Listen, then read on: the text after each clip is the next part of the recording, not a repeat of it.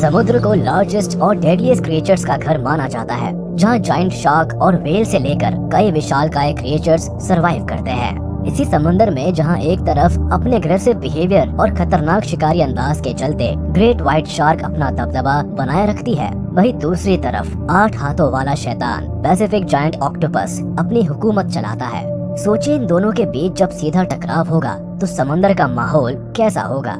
आज के इस वीडियो में हम बात करने वाले हैं समुद्र के इन्हीं दो अमेजिंग क्रिएचर्स के बारे में। साथ ही ये भी समझने की कोशिश करेंगे कि अगर इन दोनों में मुकाबला होता है तो कौन किस पर भारी पड़ेगा। चलिए सबसे पहले एक एक कर दोनों के फीचर्स के बारे में डिटेल्स में जान लेते हैं। तो शुरुआत करते हैं ग्रेट व्हाइट शार्क से। ग्रेट व्हाइट शार्क इस प्लेनेट पर सरवाइव करने के लिए कुदरत ने सभी जीवों को खास एबिलिटीज दी है, चाहे वो जमीन पर रहने वाले जानवर हो या समुद्र में पाए जाने वाले क्रिएचर्स। मगर आज हम आप लोगों के साथ समुद्र की दुनिया की बेताज मलिका की हैसियत रखने वाली ग्रेट व्हाइट शार्क की ताकत के बारे में बात करने वाले हैं। वैसे तो समुद्र की गोद में दुनिया के कई अमेजिंग क्रिएचर्स पाए जाते हैं, लेकिन हर किसी का रुतबा शार्क की तरह नहीं होता। यानी जंगल में जो स्वैग टाइगर का होता है, ग्रेट व्हाइट शार्क भी समुद्र में कुछ इसी अंदाज से रोमिंग करती हुई दिखाई देती है। यही वजह है कि इसे दुनिया की one of the largest predatory fish माना जाता है। Pacific giant octopus. Pacific giant octopus को दुनिया की लार्जेस्ट ऑक्टोपस स्पीशीज माना जाता है। ये मोस्टली पैसिफिक ओशन के कोल्ड वाटर में पाए जाते हैं। ऑक्टोपस काफी इंटेलिजेंट माने जाते हैं। आपको जानकर हैरानी होगी कि ये दूसरे सी एनिमल्स की मिमिक्री भी बड़ी आसानी से कर लेते हैं। मगर जो चीज ऑक्टोपस को सबसे भयानक बनाती है वो है इनकी आर्म्स। ये इनकी सबसे बड़ी खूबी भी है और पहचान भी। Size and appearance. इस बात में कोई दो राय नहीं कि great white shark aggressive nature की होती है, जो मरीन क्रिएचर से लेकर इंसानों पर भी हमला करने से पहले एक बार भी नहीं सोचती। कई बार तो इसे स्विमर्स, सर्फर्स और डाइवर्स पर भी हमला करते हुए देखा गया है। अगर साइज की बात करें तो लंबाई में एक फीमेल शार्क मेल के मुकाबले थोड़ी बड़ी होती है। फीमेल जहां 15 से 18 फीट तक होती है, वही मेल करीब 11 से 13 फीट होती है। वही ये करीब 1.5 से 2000 किलो तक वजनी भी हो सकती है। इस शार्क का सिर भी बेहद बड़ी साइज का होता है, जिससे ये और भी ज्यादा खतरनाक दिखती है। इसकी बॉडी शेप टॉर्पीडो की तरह होती है। इसके शरीर की खास बनावट की वजह से ही ये पानी में इजीली मूव कर पाती है। इनके मुंह के भीतर सेकेंडरी रो में भी टीथ पाए जाते हैं, यानी किसी लड़ाई में अगर इनके सामने के दांत टूट भी जाते हैं तो सेकेंडरी रो के टीथ इनके काम आते हैं। अमेजिंग बात यह है कि इनके दांत कंटिन्यू ग्रो करते रहते हैं, जिसकी वजह से ये काफी जल्दी रिकवर कर लेती है। वहीं अगर पैसिफिक जायंट ऑक्टोपस की बात करें तो ये लगभग 16 फीट तक ग्रो कर सकते हैं और इनका वजन करीब 30 से 40 किलो तक हो सकता है। रेडिश पिंक कलर का ये क्रिएचर 4 से 5 सालों तक ही जी पाते हैं। इंटरेस्टिंग बात यह है कि सेकंड के 10वें हिस्से में ये अपना रंग बदल सकते हैं और समुद्र की सतह से लगभग 300 फीट से भी नीचे रह सकते हैं। ऑक्टोपस की इस प्रजाति में फीमेल्स की साइज मेल से बड़ी होती है। इनके सभी आर्म्स में सकर्स की 2 रो देखने को मिलती है, जो इन्हें शिकार करने में सबसे ज्यादा मदद करती है। इन ऑक्टोपस में एक कमाल की काबिलियत ये भी होती है कि ये बड़ी आसानी से कैमोफ्लेज कर पाते हैं। साथ ही जब इन्हें खतरा महसूस होता है तो ये ब्लैक इंक सेक्रीट करते हैं, जो दुश्मन को भटकाने और धोखा देने के काम आती है। पैसिफिक जायंट ऑक्टोपस की एक अनोखी बात यह है कि ये अपनी बॉडी को किसी भी जगह फिट कर सकते हैं, यानी ये अच्छे खासे लचीले होते हैं। Habitats and features of creatures.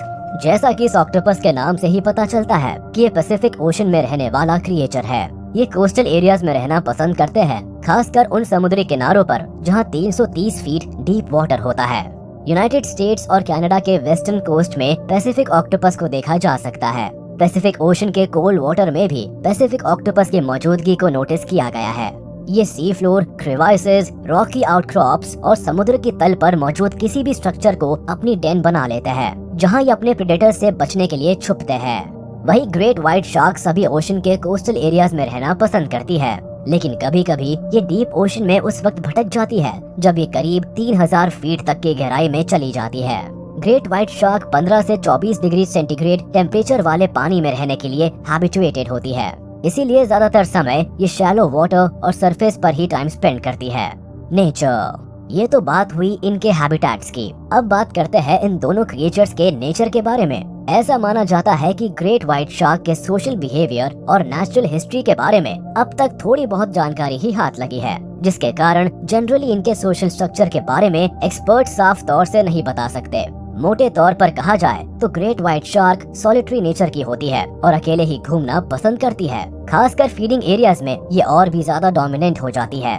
हालांकि बावजूद इसके कई बार शार्क की जोड़ी को देखा जा सकता है जो लंबे समय के लिए एक साथ रहती है। मेनली ऐसा मीटिंग के दौरान ही देखा जाता है।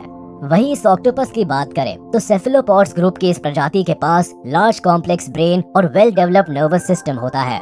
आप ये जानकर चौंक जाएंगे कि एलिफेंट्स और डॉग्स की तरह ही पैसिफिक जायंट ऑक्टोपस की भी लॉन्ग टर्म मेमोरी होती है। इसके अलावा इनमें लर्निंग एबिलिटी, टूल्स यूजिंग और प्रॉब्लम सॉल्विंग कैपेबिलिटी होती है। इनकी आंखें किसी एलियन की तरह लगती है जो आसपास की हरकतों पर नजर रखने में माहिर होती है। शार्क की तरह ही ये भी सॉलिटरी नेचर की होती है। प्राइमरीली ये नॉक्टर्नल क्रिएचर्स होते हैं और रात के समय ज्यादा एक्टिव रहते हैं। इंटरेस्टिंग बात यह है कि ये ज्यादा एग्रेशन एक्सप्रेस नहीं करते और ना ही बिना मतलब के किसी पर अटैक करते हैं, खासकर इंसानों पर तो नहीं। कई बार ये केव में अकेले टाइम स्पेंड करना पसंद करते हैं जब तक कि इन्हें भूख ना लगे। ये करीब एक सप्ताह तक अपनी केव में रह सकते हैं। Hunting skills. अब बात करते हैं सबसे जरूरी चीज के बारे में जिसके लिए आप बेसब्री से इंतजार कर रहे हैं। शार्क एक स्मार्ट हंटर होती है जो हंटिंग के लिए स्पेसिफिक स्ट्रैटेजी यूज करती है। कई बार तो ये धोखे से भी शिकार करती है। मोस्टली ये सील को अपना शिकार बनाती है। साथ ही सी लायंस, डॉल्फिन्स की कुछ प्रजातियां और व्हेल भी इनका भोजन बन सकती है। शिकार के मामले में इनके ताकतवर दांत बेमिसाल होते हैं। यही वजह है कि ग्रेट व्हाइट शार्क के हमले को इंसानों के लिए बेहद खतरनाक माना जाता है। इस मामले में जायंट पैसिफिक ऑक्टोपस भी कम नहीं है। ये एक कार्निवोर क्रिएचर होता है जिसके लिए समुद्र में wide variety of food available होती है। Clams, crabs, fish, small sharks, sea birds के अलावा दूसरे छोटे ऑक्टोपसेस को भी ये अपना भोजन बना लेते हैं। इनका शिकार का तरीका भी काफी अमेजिंग होता है। ऑक्टोपस के लिए सबसे बड़ा हथियार होता है उनकी आर्म्स और सकर्स की मदद से ये बड़े से बड़े शिकार को भी अपने बस में कर लेते हैं। इसके अलावा इनके सलाइवा में डेंजरस टॉक्सिन पाया जाता है जिससे शिकार पैरालाइज हो जाता है। वही अपनी शार्प बीक का इस्तेमाल अपने खाने को फाड़ने और खाने के लिए करते हैं। अपने शिकार को खाने के बाद ये उनके शेल्स और बोन्स को अपने डेंस में ही छोड़ देते हैं। साइंस की दुनिया में शेल्स के इन ढेरों को ऑक्टोपस का गार्डन कहा जाता है। Fight between great white shark and giant Pacific octopus.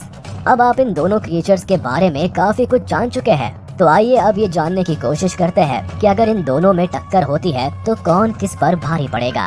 अगर साइज के हिसाब से देखा जाए तो इस मुकाबले में शार्क बाजी मार जाएगी क्योंकि शार्क साइज में बेहद बड़ी और सॉलिड होती है। ऐसे में ऑक्टोपस के लिए ये टकराव भारी पड़ सकता है। हालांकि इस लड़ाई में ऑक्टोपस को सबसे ज्यादा फायदा उसकी कैमोफ्लेज एबिलिटी के कारण मिल सकता है, जिसकी वजह से शार्क की नजरों से बच सकता है और मौका देखते ही शार्क पर हमला कर सकता है। लेकिन अग्रेसिव शार्क का सामना करना ऑक्टोपस के लिए जोखिम भरा भी हो सकता है। कहा जाता है कि युद्ध सिर्फ ताकत से ही नहीं बल्कि बुद्धि से भी जीता जाता है।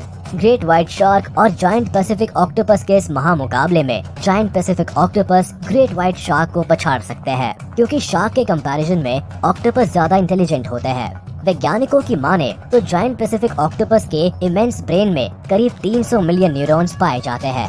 शार्क की आहट मिलते ही ऑक्टोपस इसे अपनी लार्ज आर्म्स की गिरफ्त में ले सकता है। साथ ही टॉक्सिक वेनम के जरिए शार्क को घायल भी कर सकता है। इस तरह अगर ऑक्टोपस शार्क को पैरालाइज करने में सक्सेसफुल हो जाते हैं तो फिर बाजी इनके हाथ में आ सकती है, वरना इस मुकाबले में शार्क के धारदार आरीनुमा दांतों से बचना लगभग नामुमकिन है। खैर, आपको क्या लगता है इस फाइट में किसकी जीत होगी? आप अपनी राय हमें कमेंट बॉक्स